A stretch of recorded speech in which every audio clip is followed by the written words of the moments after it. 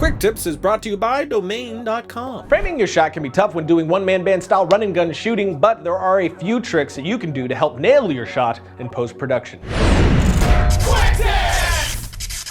We all love that film look, and one of the components that can help you get that look is a widescreen aspect ratio. I'm a big fan of throwing 235 or 240 bars on my footage. I just love the composition that I get that way. But although a lot of higher end cameras and monitors have framing guides, most DSLRs do not. So if you're planning to go widescreen in post, cut 2 strips of gaff tape and slap it over your LCD to use as a guide. There are many ways to figure out where exactly to put those strips, but the easiest is just film your TV that has those bars on it, match it up perfectly, and slap the lines right there. If you don't have time to set your markers, a good rule of thumb is just make your shot a bit wider than you actually want it to be to account for those lines that you're putting in post. Now in post, one of the upsides of widescreen bars is the ability to adjust your framing, since there is all this extra image hidden behind that area. I can raise and lower to really nail my framing and add keyframes to get it as perfect as I possibly can. So if I love this take but I miss the tilt with my actor just a bit, I can correct that here easy enough. But even without widescreen bars, you can reframe your shots. For our shows like Variant and FilmRiot, you'll notice that we cut in and out during our hosting segments. Well,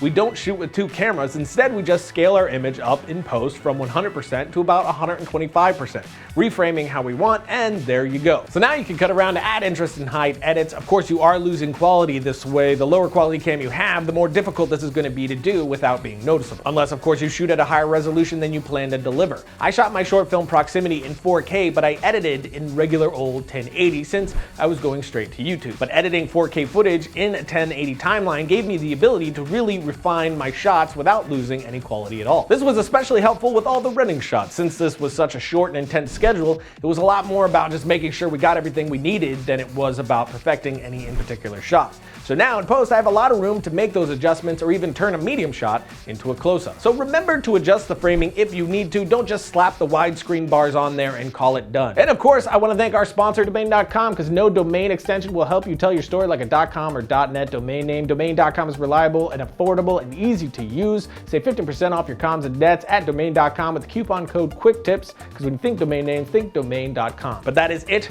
for now. Until next time, remember, write, shoot, edit, repeat.